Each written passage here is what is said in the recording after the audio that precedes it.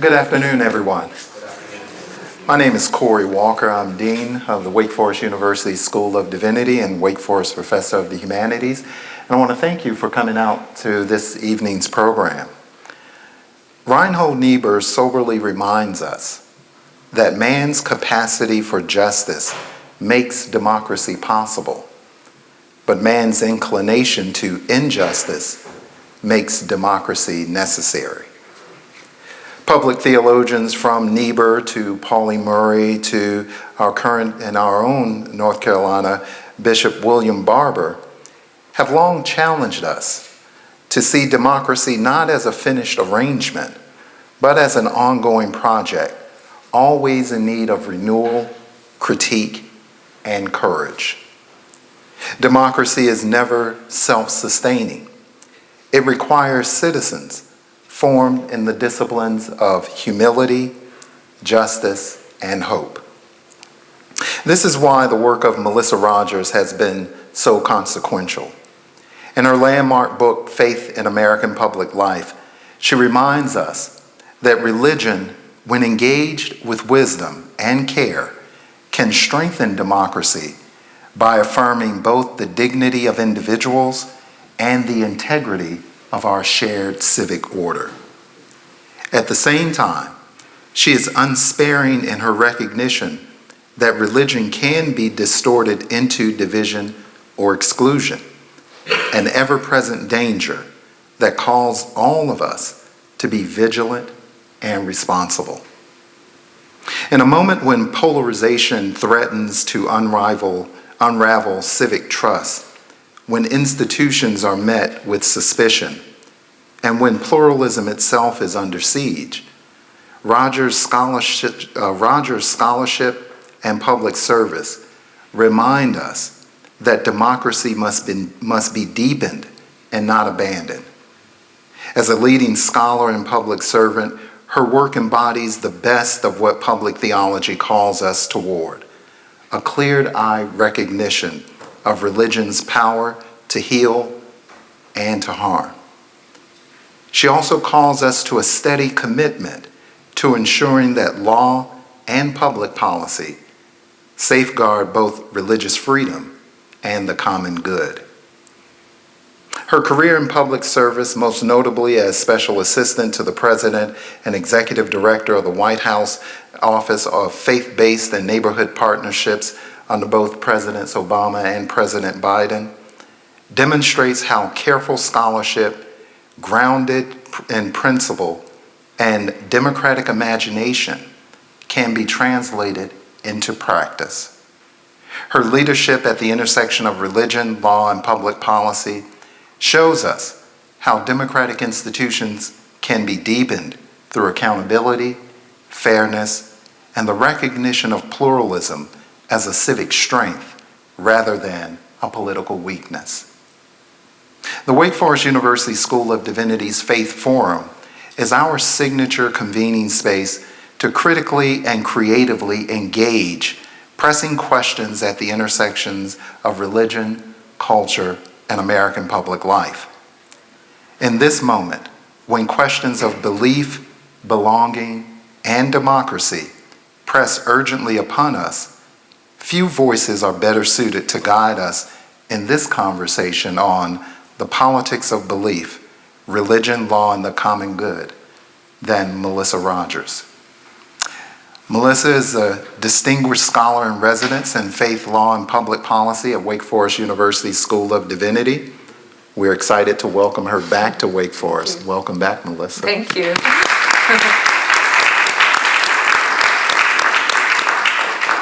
Melissa also serves as a non-resident senior fellow in the governance studies programs at the Brookings Institution. She is a nationally known expert on religion and American public life. Her areas of expertise include the U.S. Constitution's religious liberty guarantees, religion's intersection with law and public policy, and partnerships between government and faith-based organizations. As I said earlier, she formerly served as Special Assistant to the President and Executive Director of the White House Office of Faith-Based and Neighborhood Partnerships for both Presidents Obama and President Biden.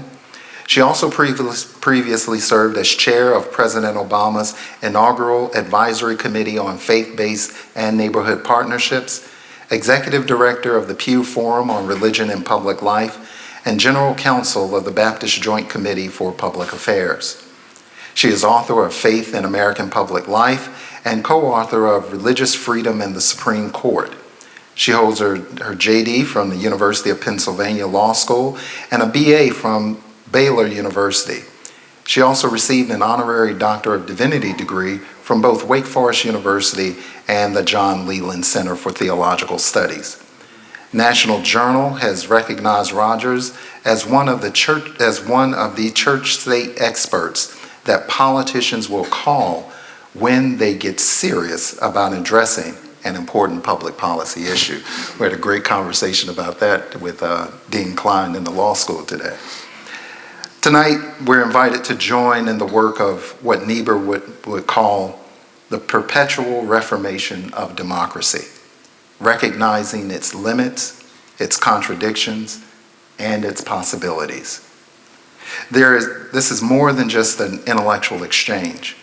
It is a civic and spiritual practice of hope, and one that promises to offer us a model of how critical scholarship and faithful public service can illuminate the path toward a deeper democracy, one attentive to conscience, grounded in justice, and oriented toward the common good.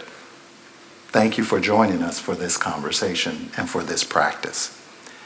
I want to begin tonight's conversation by first asking Melissa a question of how do you move from Texas to the White House? I know it's an evolution of a number of folks out of Texas, but what are some of the personal and professional forces and formations that have shaped you in that journey and have thus shaped your approach to this intersection of religion and public life? Well, thank you so much, Corey. I really appreciate that very kind introduction and the opportunity to be back at Wake Forest. It is a real pleasure, and I want to thank all of you for the opportunity to work with you again. I'm really looking forward to it. It's exciting for me to look forward at that road ahead. So I'll mention a few shaping forces in my life, starting in Texas and living various places in the South over my childhood and youth. And, I think first one I have to name is growing up Baptist, of course. You learn a lot when you're sitting in a Baptist church, and I was fortunate enough to learn there about concepts like the priesthood of the believer, that we all stand before God and can have equal access to God, and to form our faith in that crucible. And also the Baptist principle of religious liberty and church-state separation, of course, that I also learned about in church. A lot of people will ask, well, did you learn about that in law school? And I say, oh no, I learned about that first in church. I remember being introduced to Baptist pastor John Leland, a historical figure, obviously. He was born in Massachusetts in the mid-1700s, and I remember reading about how he went about protesting against government establishments of religion that were common in the early history of our country, and how he made clear a number of points that are so crucial. First, obviously, that when government establishes religion, that it has a negative impact on people whose faith is not part of that establishment. And indeed, there were persecutions of Baptists and others, Quakers and many others, that was abhorrent to see, and it offended John Leland and others quite a bit. So that was one of the points. Another point that Leland made was that establishment by the government of religion not only harms the faith that isn't favored, it harms the faith that is embraced by government. It sucks out its power. It commandeers it towards certain ends that it might not otherwise have. And, Leland would talk about that the fondness of magistrates to foster Christianity has done it more harm than all the persecutions ever did. And that point made a big impression on me because it wasn't necessarily the most obvious point of the harms of establishment, but it was something that was powerful. And at the same time, John Leland was very active in our nation's public life. He did not take the stance that church-state separation required religion to be private, to be privatized.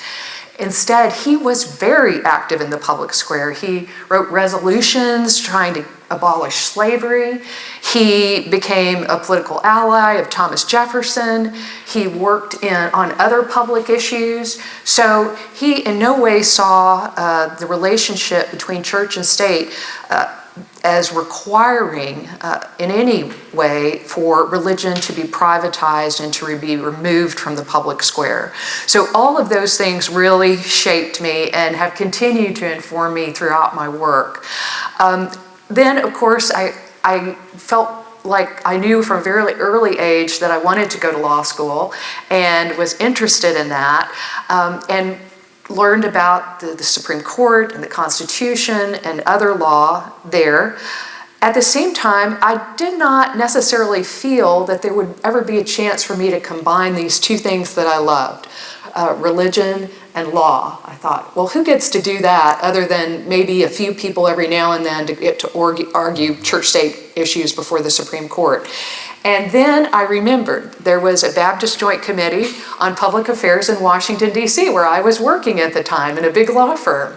So I called up James Dunn and Brent Walker, and I said, I would really like to come over and do some pro bono work for you, if that would be okay. And of course, they welcomed me there.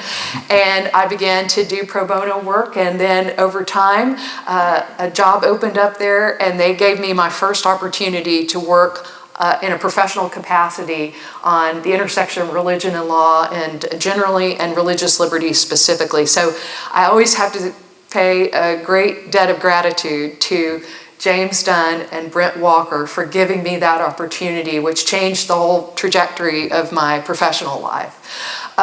So working there with them, and of course in the outside in the legal practice at the law firm as well, just gave me this insight into how law is shaped, how public policy is shaped, what are the levers that you can pull to get a law passed, to interpret a law, to litigate a case, and to make change in our society, which really excited me to think about having some tools that I could use to try to understand how government works better, how law works in our society, and how, when we feel like something needs to be changed, to use the tools that we have to try to change it. So that was an amazing experience for me. And then, so those things came together very much for me. And I would say one other thing that really stands out for me as I look back, and this is true both in my life in churches and in the law and public policy, I also found that there were people that I really liked and respected who had different views than I did. And that impressed me a lot, because I knew that I wasn't always going to agree with my fellow church members or my fellow Americans, but I could have respect for them. And it was important to listen to them, because I can remember times when they might start out talking about a point of view that I didn't hold myself, and I might be a little skeptical.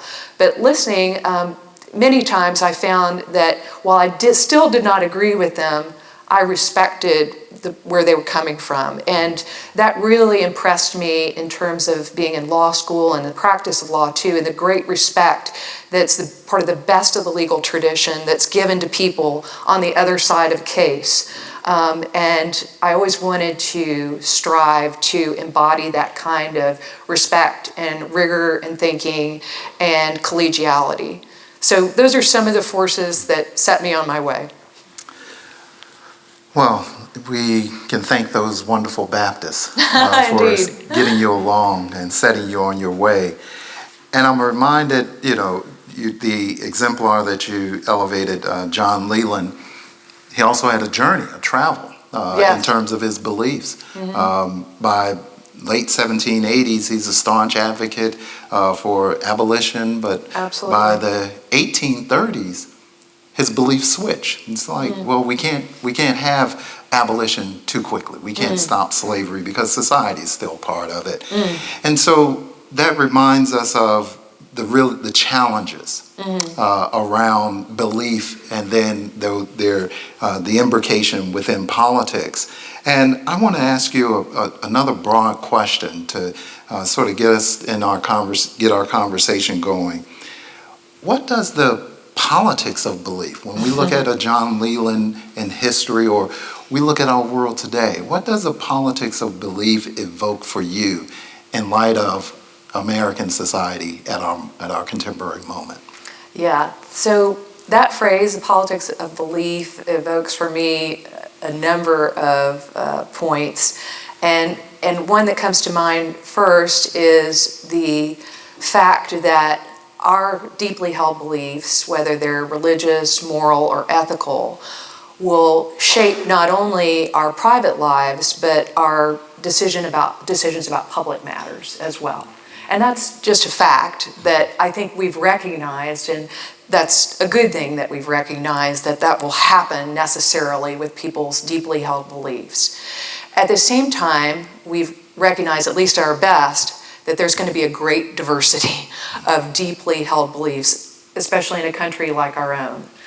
We're not all going to agree. And we have to live together. So how do we do that? And so another thing that phrase conjures up for me is our efforts, good, bad, and otherwise, to try to manage that. And of course, being a lawyer, my mind goes to the law immediately as one tool to try to manage that. And it goes to, first and foremost, our First Amendment to the United States Constitution, which, as you know, says that Congress shall make no law respecting an establishment of religion or prohibiting the free exercise thereof or abridging freedom of speech. Those are some of the first words of the First Amendment to the Constitution. So, I think those words have a lot of concepts in them that have helped us to manage our diversity, respect our diversity, so that we can live together peacefully and productively. And so that includes the first, idea of the Constitution in terms of religious liberty, that there should be free exercise of faith, that people should be able to practice their faith as they see fit, not as the government sees fit, in most cases. And that has, of course, pertained not only to individuals, but also religious communities. And that's a very important double facet of the freedom. At the same time, we have the concept of no establishment, which is, on a par in terms of its importance. And as you know, the no establishment concept, put simply, says that the government cannot favor one religion over another. It cannot favor a group of religions over other religions, and that it can't get into making theological judgments. That is not the expertise or the realm of government. That has to be left to religious individuals and communities themselves. And running through both these freedoms, of course, is the idea that under the Constitution, there are no second-class faiths. We all stand before government on an equal ground, or we should stand before government on equal ground, whether we're Baptist, Buddhist, or Baha'i, or something else.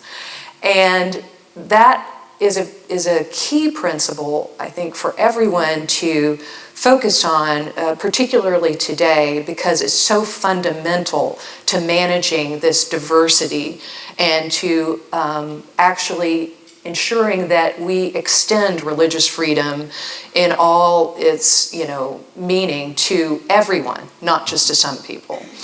So, and as sure as I say this, and I think of your scholarship, Corey, and others, have to say that, of course, the majesty of the Constitution, including those words, we the people, that are in there, we all know that when those words were written, a lot of people were left out. including enslaved people in our own country at the time. And we always have to remember that, because there was not freedom for all, and indeed we're still trying to live up to that promise, but there was such an obvious disjuncture between what was on the paper and what was actually being observed and practiced in our society. So, we must remember that, and also remember that the job of perfecting the Constitution is ongoing. When we understand these concepts, I think in the proper broad context, meaning freedom and equal freedom for everyone, then we can say that these are laudable principles and we're still trying to live up to them. It's a constant effort, and sometimes we are doing better and sometimes we are doing not as well, and we need to keep that in mind. The phrase politics of our belief also calls to mind the notion, and I think this is true today, that some of these principles and other principles of our constitutional democracy are under significant pressure right now. And that's for a lot of reasons. It's in part because we disagree about some of our law and public policy. Now, that's always going to be true, but sometimes the disagreements are much more fundamental. And I think we're there now, that we're having some fundamental disagreements about law and public policy, and we can talk about that more. Another factor is that we are having these disagreements about law and public policy in a climate, a cultural climate that can be quite toxic right now. And I thank Corey for pointing me toward a book that a friend of ours, Dr. James Davison Hunter, has written that I recommend to all of you, Democracy and Solidarity, that does a great job of looking at the cultural context of the United States and sort of narrating that all the way from the founding to the present day, and looking, I think, in a very honest way at some of the problems that we're having right now in terms of our culture. And Hunter talks about, for example, that there is today too often a culture of resentment, a zero-sum game approach, and a sense that we need to take things from other people and even get revenge on them in order to get our fair share and our rightful place in society. He talks about the warring binaries that we're trapped in, and how that can lead to, what he calls escalating animosity. That phrase really resounded with me when I read it. And this is incredibly disturbing when we encounter this culture. And so I think it's just a really important insight to remember that, yes, we're having a debate about law and policy, but also underneath that is a real sense of a broken culture that, instead of helping us to listen to one another and manage our differences, can drive us towards subjugating and silencing one another. And I forgot to mention earlier, that freedom that I quoted in the First Amendment but didn't talk about much was, of course, the freedom of speech. And the freedom of speech is one that is from, to put simply, one freedom from government repression of speech, government punishment of speech it doesn't like, government quashing dissent. This is such a central freedom, along with religious liberty. And when that's in peril, then we've got to lean in on that, I think. And so we cannot all agree on our views. We won't ever agree on that. But we have to agree on everyone's right to speak out and to share their views in the public square and not be punished by government for doing so. So this is a context that is a challenging one for all of us, and I want to say very quickly that I do not have all the answers for this very big problem that we're facing. And I think it's going to require all of us to come together repeatedly over and over again and give our best thinking to these problems. I do not have the answers. I have some ideas and some inclinations, and also some examples of things that I'm seeing across the country that I think are helpful ways to address the pressure that our country is under right now. So I'm happy to talk a little bit more about that. But I can't stress enough how much I appreciate this forum and the chance to be at Wake Forest in a continuing conversation, because I think it will certainly require all of us in this diverse community to try to make progress against the very big challenges that we're facing in our country right now. Thank you so much, Melissa. I want to pick up on a line of conversation that we started this summer when we were at the BJC Fellows seminar. Oh, yeah. And I want to really talk to your expertise on that on the First Amendment and jurisprudence around religious freedom. We've seen a change, a shift in jurisprudence around free exercise and the Establishment Clause. Can you talk a bit about that shift and what that shift towards more jurisprudence around free exercise, what that means for the ways in which we engage in civic life, and what that means for the intersection of religion and American public life? Right. So, yeah, it's a great point. We are seeing a big amount of change in the Supreme Court's interpretation of the clauses that I mentioned, the Establishment Clause and the Free Exercise Clause. The Establishment Clause, to put it simply, is being interpreted by the court much more narrowly than it had in the past. And the Free Exercise Clause is being interpreted more broadly than it had in the past. And so, to give an example of that, there has long been, whereas the Establishment Clause has long been interpreted to mean that direct government funding of religious activities and, for example, in religious schools or houses of worship is something that is not permitted by the Establishment Clause. We're moving, it seems, toward a new interpretation by a current majority of the Supreme Court that would say that it is not only something that's not permitted by the it's no longer that the Establishment Clause says that that is prohibited. It's now something that this kind of funding may be said to be required by the Free Exercise Clause. So that's quite a switch that you're seeing. It's not only no longer prohibited, it's not just permitted, but it could be required.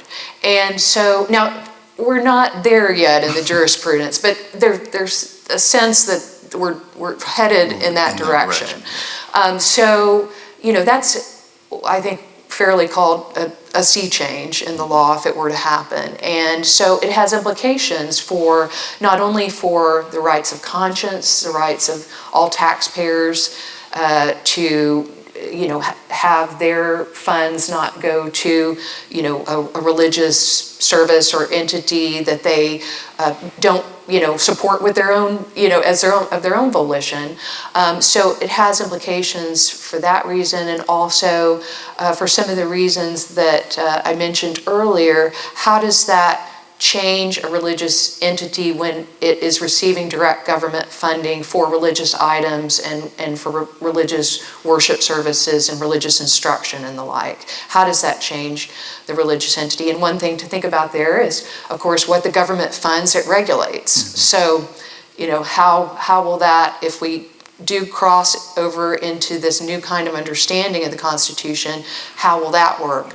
And also, the notion that government funding is not endless, so how will choices be made about which religious entities and which religious activities do receive direct government funding if that is indeed a principle that is embraced by a court majority. So there's a lot going on at the court right now. I know many of you are well up to speed on this issue, but certainly those who are here who are students that are interested in research topics, I couldn't commend those kinds of topics more to you right now, because there's just a lot to learn and to watch and to think about deeply in terms of our history.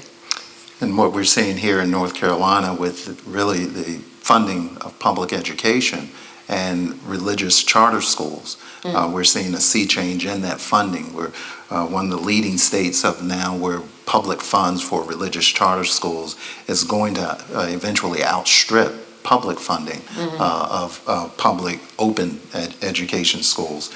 And that becomes a true challenge for how do we educate all children and the availability of good quality public education for all children.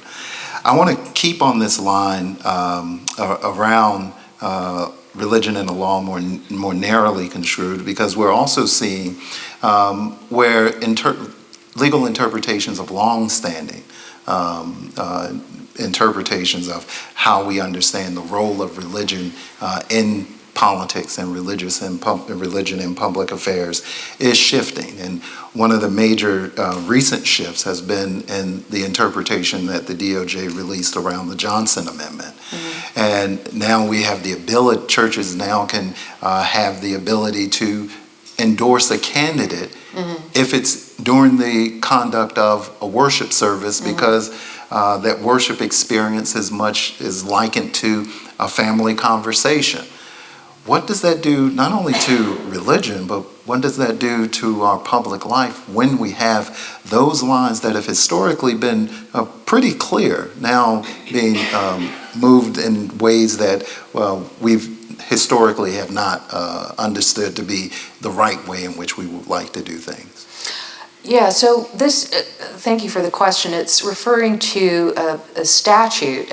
Instead of constitutional law, this is a federal statute of longstanding that says that 501c3 organizations that are tax exempt and you can make tax deductible donations to, and that is inclusive of most, if not all, churches and houses of worship. And so it is a prohibition that comes along with that favorable tax treatment. So it's a quid pro quo. If you want the favorable tax treatment, then typically it has been said that you cannot engage in electioneering. And it is not talking about, I want to be quick to say, it's not talking about public issues, because that would not be appropriate. We have to have the freedom to talk about those issues. But this statute has said that making an explicit endorsement or campaigning against somebody for elected public office, which is called electioneering in shorthand, is something that is prohibited by all 501c3 organizations. Now, if one does not want to be a 501c3 organization, then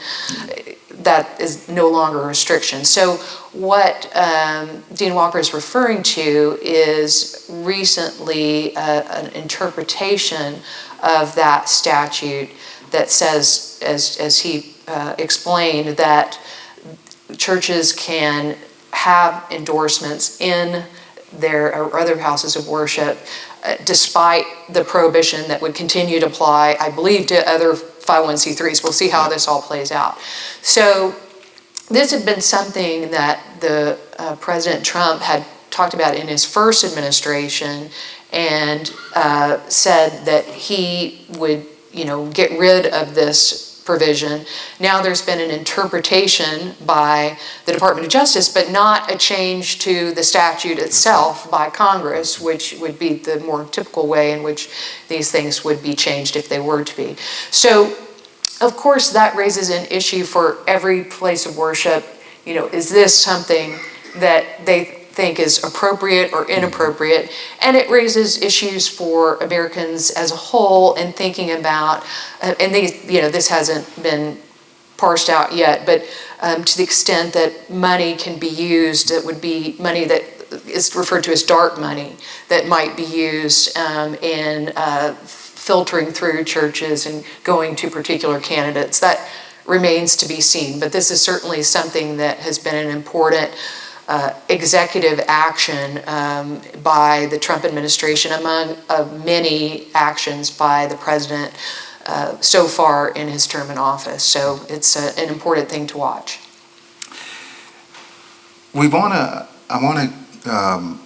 You just mentioned that the Trump administration, this second administration, the first one did a number of actions around religious freedom and really freighted religious freedom with a lot of projects and policy goals. And we've seen that continuation in this current administration. And I know we're thinking about convening a group to look at how religious liberty is being shaped and transformed. When we look at the evolution of religious liberty, just in the 2010s and now, this is, decade and a half, we've seen a lot of activity and a sea change of activity. Can you talk to us a bit about how religious liberty is being shaped and changed in this moment? And what are some of the big highlights of this transformation that's going on? Yeah. So, I think there has been a lot of movement in this area, and some things staying the same, but some things changing. There's historically in the religious liberty area, there's been a lot of common ground across religious organizations and non-religious organizations. When I think about, for example, a law that I worked to help to get passed, the Religious Land Use and Institutionalized Persons Act in 2000. That's a felicitous name, isn't it? It just rolls off your lips. So we call it RLUPA for short. Anyway, that law, to put it in a short and simple way, it puts restraints on government in terms of its ability to, in the localities in particular, when they go to do zoning decisions and land use decisions. We found that there was seemingly a lot of burdens being placed on houses of worship and religious organizations, and sometimes on the religious entities that were the minority in the neighborhood. And that could change depending on where you are. Every religion is a minority somewhere, and even in the United States. And so we would see that sometimes there was suspect treatment of religious institutions in that setting. And also that when people were confined to institutions by government, including in our prisons or in a state hospital, for example, that sometimes their religious dietary needs weren't respected, or their needs to come together in prayer or have a clergy person visit them. So I just lead with that to say that we were able to come together, really unusual allies, sort of from the right and the left, to get that law passed. And it passed unanimously in the year 2000. And there's still things like that bring people together across the sphere on religious liberty. And that's, of course, a great blessing. At the same time, as I guess we've become more polarized, the conversation about religious liberty has become more polarized. And so one of the flashpoints has been, for example, the clash between free exercise of religion and non-discrimination on basis of other bases like gender, sexual orientation, gender identity, and the like. And so there have been clashes in the ability of religious organizations to insist on religion-based employment decisions, for example, that would implicate other protected civil rights categories like discrimination on the basis of sex. So you've seen that play out in a variety of settings. Now, it can depend, when the fractures happen, they happen depending on the setting often, because, for example, there is a First Amendment concept called the ministerial exception that allows religious organizations to make employment decisions about their ministers for any reason, without any government civil rights restraints on them.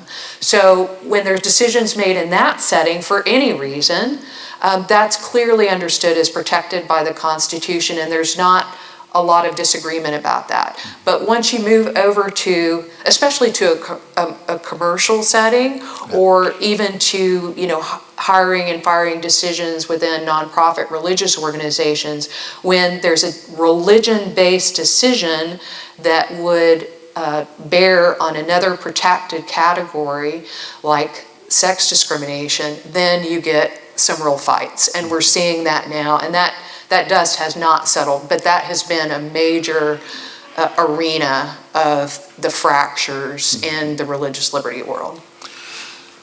Earlier you pointed out that we're at a moment where some fundamental issues are being really under tense pressure and intense negotiation and being challenged in some significant ways.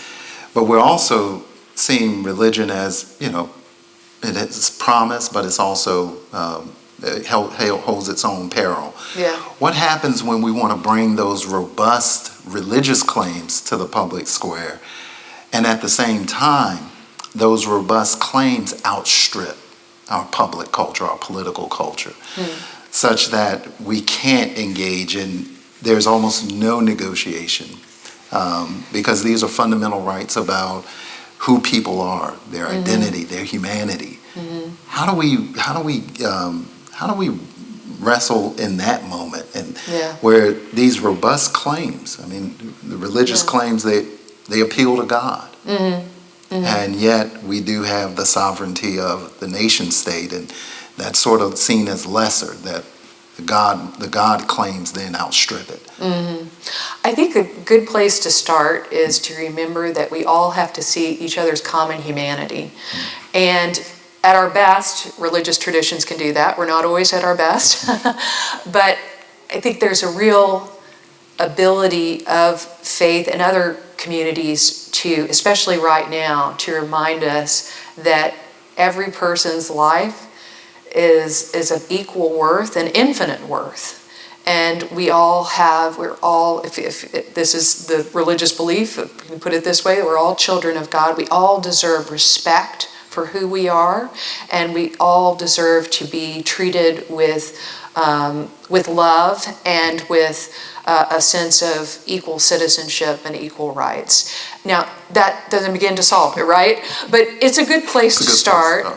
And, there's a gentleman that I became, very friendly with during the White House years, and his name is Pardeep. He's a member of the Sikh community, and I'll tell a little story about him because I think it helps. He and his father had, his father, because he was too young at the time, but his father helped to establish the Sikh temple in Oak Creek, Wisconsin, many years ago. They were immigrants to this country, and they did not have a place to worship, and they established this congregation in Oak Creek, Wisconsin. Unfortunately, and his dad was the founder, as I said, that church was the site of a mass shooting. Not church, but temple was the site of a mass shooting, the Gurdwara. And we marked during the Biden administration the very sad anniversary of that shooting, and I got to know Pardeep Kalika at that time.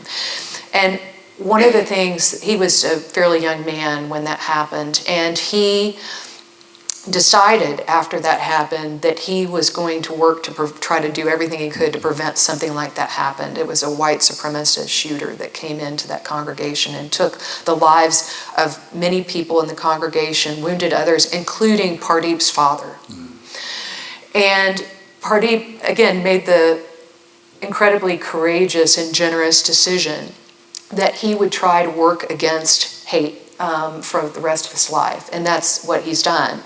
And one of the things that he did is befriended a former skinhead, and they wrote a book about their friendship. I commend it to you. It's called The Blessings of Our Wounds, or The Gift of Our Wounds.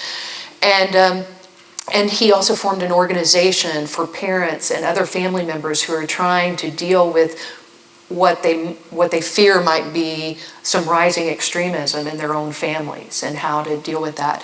And Pardeep, I met him when I went to the Oak Creek Temple for the for the anniversary of this terrible shooting, and heard him speak there. And then we brought him to the White House when we had a summit against hate-fueled violence.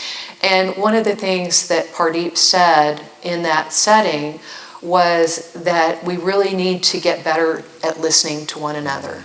And he said, we especially need to improve in our ability to listen to other people's pain. And he said, he works in this area with potential extremists talking to him. And he said, we can't afford to be offended by people's pain, because hurt people, and we've got to do what we can to disrupt that cycle. And so he talked about that need, and that's a hard thing for us to listen to each other's pain, especially when their pain is painful to us. And so I was so moved by what he said, and it reminded me of, and I won't get this exactly right, but the Reverend Dr. Martin Luther King, who talked about that when we may have the opportunity, he said something like, to humiliate our opponents and our enemies, and when that happens, we must not do it. And we have to remember that within everyone, there is the image of God, no matter how scarred that image might be. And it just reminded me to think, if Pardeep, whose father was taken from him in this horrific act, can find it within him to listen to the kind of pain that felt his father, then it should be much easier for most of the rest of us to try to listen to people who didn't necessarily vote the way we did or don't believe what we did. And so I think about that a lot when I think about how hard it is sometimes to be in conversation with people today, to try to listen and try to remember to see the image of God in everyone, no matter how scarred we might think it would be. I'm reminded that when King visited our campus back in October of 1962, he was just coming from an event in Virginia where he was physically assaulted by the leader of the Klan in Virginia, in Northern Virginia, in Alexandria. And at the time he was asked, do you want to press charges? And King said no. And he came to Wake Forest. That was his next stop. And that really, building and cultivating that capacity is something that religious institutions can do, but you've also chosen the form of government. And at a moment where government is seen not as the panacea, but as a problem in certain moments, you really hold out hope of public service for revitalizing our civic order. Talk to us a bit about what it means. What did it mean for you to undertake this work with President Obama and also President Biden in an office that was created by President Bush? Yeah, yeah. There's a nice bipartisanship example for you. Yeah. Well, thank you for that. I felt so honored to have had the opportunity to serve, not once but twice. I really didn't expect that first opportunity to happen, and certainly not the second. But then it did. I was someone who worked outside government, and most people that work in the White House have served in government before, so that was a new experience for me. And I thought, when President Obama asked me to come and do that job, I thought at first, well, my goodness, this would be, even though I have not done this work before and I feel like it's a bit daunting, it's, first of all, the president asks you to do something, you really ought to give that serious consideration. And also that I had been spending my entire professional career outside government, telling government what it should do. And it would be a bit of a failure of courage not to go inside and try to carry out, what people wanted to do in terms of being a public servant. And indeed, I learned, that was a great challenge. It was wonderful. And I love that you mentioned that President Bush established this office, because what we were dealing with in the Obama administration, and I wrote a report with E.J. Dionne for the Obama administration after the the election results were in, to advise President Obama on what to do with this office that President Bush had created. And let me say that probably you'll realize this is just true once I state it, but it is highly unusual for a president of a different political party to continue a signature initiative of their of their predecessor, who again was not of their party. That just basically does not happen. But we, in the report that E.J. Dionne and I wrote, we advocated for the president. I think he was headed this way anyway, not to take too much credit. President Barack Obama got this, but that this office was meeting a felt need in the country and that it should be bipartisan. The best thing that could happen to it would be for it to become bipartisan.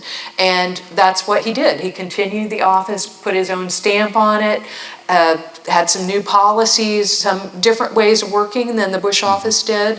But it was a real honor to get to come in and work on that office. I think a lot of people, when it started, thought, should we have this off in the White House? And not without the guarantees of religious liberty. It should be shaped by that.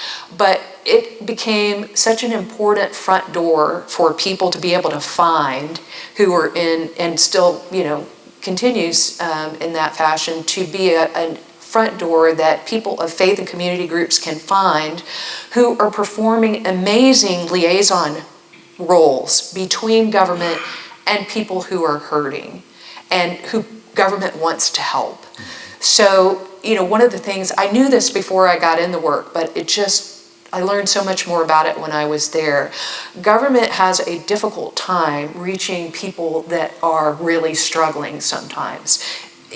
They're not reading the Federal Register, understandably. They're not looking at a government website.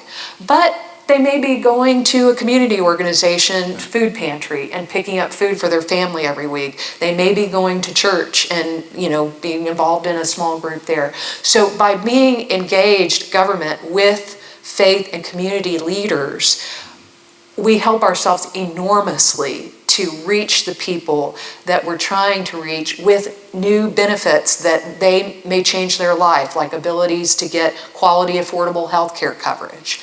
Game changer for people. We could not have ever done that innovation with the Affordable Care Act without the help of faith and community leaders. I know many of you do that work right now, so God bless you and thank you, because it means the world. And so I understood those partnerships a lot better when I went to work for government. I also understood the law and public policy issues that I worked on a lot better, because I could see how they presented across the federal government. And we kind of joked about it when I worked in the Domestic Policy Council. I think I might have had the longest list of federal agencies that I worked with, because religion runs through every human endeavor. So there are church-state issues at federal agencies of all sizes and descriptions. So it was such an education and such an honor, and I really feel like public service sort of was a real highlight and realization of the things that I had always wanted to do in life. So I will always be very grateful to President Obama and President Biden for giving me that opportunity to serve the American people, because I learned so much and was brought into this little s sacred, but sacred places across the country, where people were able to share with me what was happening and what the needs of the community were and what they were doing to hold life and limb together in their communities, including in the wake of mass shootings. I spent a lot of time, for example, in Uvalde, Texas, and East Buffalo, New York, and to be brought into that space by your fellow Americans and to have an opportunity to see the heroic work that they are doing together across lines of difference, and to be a part of supporting that work was just deeply moving. You mentioned in your response not only the real heroic work that's going on in America's civic landscape, and this civic ecosystem is just absolutely amazing. American civic life is this real panoply of folks coming together in unusual ways to meet needs. We're also recognizing that we have to confront the issues that some parts of our civic ecosystem are really under stress. I mean, we're seeing tremendous violence go on. We just witnessed more violence this past weekend. And we have to engage the question of what's the response in this moment to these ever increasing levels of violence? And some are fueled by religion, other passions that are being fueled. But there's a way in which religion has now seemed to be weaponized that doesn't work for the common good, but mitigates against the common good. How do we begin to make sense of that, and what sorts of hard thinking do we need to practice in order to respond in this moment where democracy is under some fundamental challenges? Mm-hmm. Yeah. Well, I definitely think that we need to be very vocal about defending the very principles that are in our Constitution and support our democracy. These are vital principles, and we need to be outspoken about those because we can't lose our commitment to those principles. And we see groups that are faith or values, whatever you want to call it, can sometimes be the people who are most able to express why that matters. For example, we think about religious concepts we can think about them in this way. We have in our government divisions of power, different branches having different power, checks and balances. And I think about that, I won't get it right, but the quote about the only empirical doctrine of the Christian faith is original sin.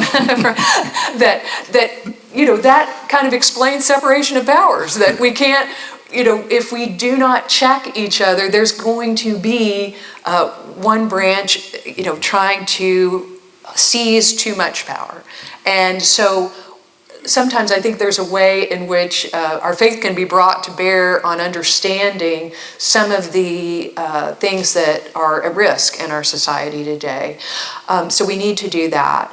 I also think that we've already touched on this, but this bridge building capacity that many in the faith community and other communities have excelled at is so important right now, because we may not agree on many things, but when we look, I think there's been success in many instances, especially at the local level, people coming together around a few shared values across different lines of difference. And I'll cite one example. A friend of mine, Dr. Joel Hunter, who is an evangelical Christian minister in Central Florida, he has led an effort called The Pledge. And this happened after the horrific Hamas terrorist organization attacks on Israel on 10/7/2023. And Joel Hunter was in touch with people, has good contacts in Democratic and Republican circles and faith circles across the spectrum. And one of the things that he helped with his colleagues to establish was a coalition of people, including Jews, Muslims, people of all faiths, Christians, and Democratic and Republican office holders in Central Florida to come together to say, we're going to work together in this community to treat everyone with dignity and respect. And we are going to work to counter hate on behalf of everyone in this community. So when anyone in this circle faces hate, we're going to have their back and show up for them. We're going to, within our circles of influence, talk about the need to treat everybody with dignity and respect, and to find ways to work together to make sure that everyone is safe from physical harm and from discrimination and bias. And they've had phenomenal success with growing that coalition. And those people don't agree about a lot of things. You know, they'll be very honest about various policy issues where they just butt heads and they vote different ways in elections oftentimes. But they've been able to create a really robust coalition that's limited to certain aims. And I just find that is one of the things that I take a lot of heart when I see it, because I think that is a way for us to rebuild some of the fraying that has happened in our communities. And, you know, we need much more of that kind of thing, in my opinion. And so, you know, continuing to look for those kind of things and continuing to support leaders who are doing that hard work. And then, as you and I have talked about, Corey, trying to make sure that everybody knows about models that have been successful in localities for bringing people together around shared aims, so that those models can be replicated in other settings. So I'm hopeful that that's some of the work that we'll be able to do together. Well, Melissa, I know we could continue on having our conversation, and now that you're back with us at Wake, we will. Yeah. But I do want to open up the floor for any questions for Melissa Rogers, so we can have some questions. And thank you so much. We're going to wait for the microphone, and there we go. Hi, my name is Adrian, and I am the Jewish student at Wake Div.